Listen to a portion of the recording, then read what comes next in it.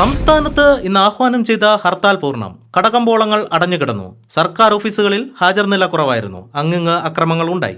ഹർത്താൽ അനുകൂലികൾ നഗരത്തിൽ പ്രകടനം. കറണ്ട് പോകാൻ കണ്ട നേരം ഒരു പരിപാടി കാണിക്കത്തില്ല. ഇത് ഉമ്മാരുടെ സ്ഥിരം തൊഴില. നാളെ ബില്ലടയ്ക്കാൻ ചെല്ലുമ്പോൾ രണ്ട് വർത്താനം പറയാം.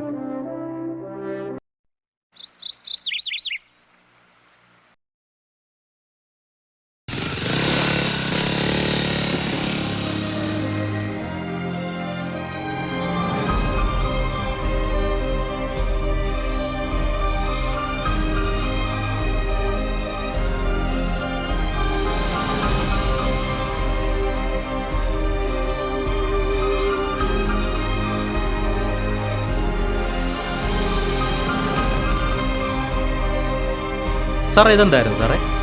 അത് മറ്റേ ബില്ലിന്റെ കുറച്ചേന്റെയാണ്. സാറേ ബില്ല് വാങ്ങുന്നില്ലേ?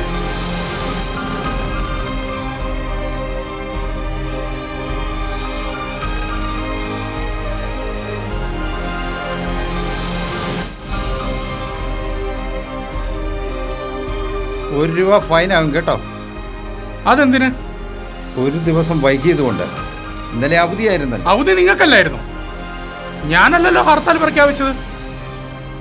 അതിന് ഞാൻ ഫൈൻ തരണം. ചേട്ടാ എന്താടോ?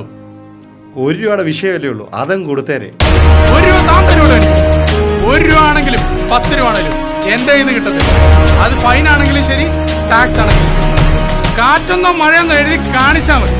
ഇന്നലെ ഞാൻ TV കണ്ടോണ്ടിരുന്നു. മിനിഞ്ഞാന്ന് കുളിക്കാൻ കയറി, വെള്ളമില്ല, കറണ്ട് പോയി. ആരോട് പറയാൻ, ആര് കേൾക്കാൻ? പിന്നെ ഞാൻ ഫൈൻ തരണം. നിങ്ങളുടെ ബില്ലും ബാലൻസും. തന്റെ ഫൈനൊന്നും ഞങ്ങൾക്ക് വേണ്ട.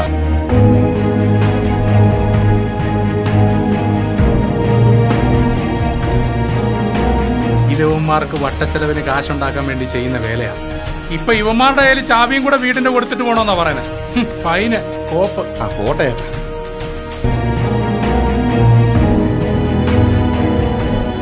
സമയവും സന്ദർഭവും നിങ്ങളെ ഓർമ്മപ്പെടുത്താൻ വേണ്ടി മാത്രമാണ് ഈ ഫൈൻ ഈടാക്കുന്നത്.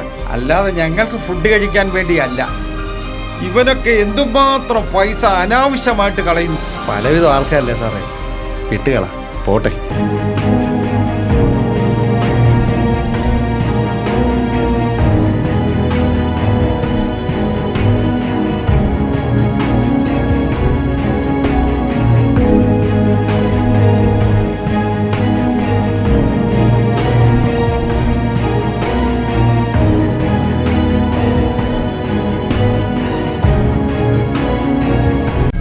നിങ്ങൾ ഫൈൻ അടച്ചു കാണുമല്ലോ അല്ലേ? ഈ പരിപാടിക്ക് കൂട്ടുനിൽക്കാൻ എന്നെ കിട്ടത്തില്ല. സുഹൃത്തെ, നിങ്ങളിപ്പോൾ വലിച്ചുകൊണ്ടിരിക്കുന്ന ഈ സിഗരറ്റിന് 3-4 രൂപ സർക്കാരിന് ടാക്സ് കൊടുത്തിട്ടുണ്ട്. ആയിക്കോട്ടെ. പിന്നെ എന്തിനാ നിങ്ങൾ പുക വലിച്ചും ശബ്ദമുണ്ടാക്കിയും എനർജി കളയുന്നത്? പണവും നഷ്ടം, ആരോഗ്യത്തിന് ദോഷം. ഓ പിന്നെ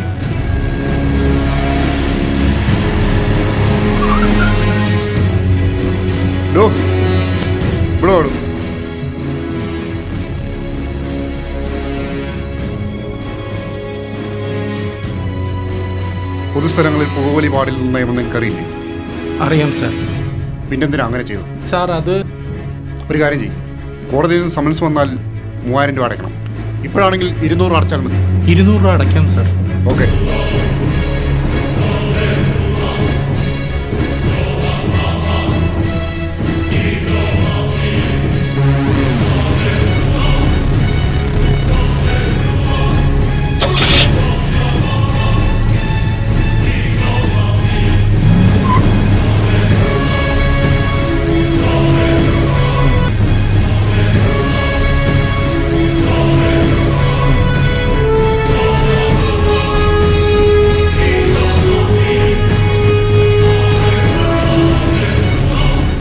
Avoid cigarette smoking.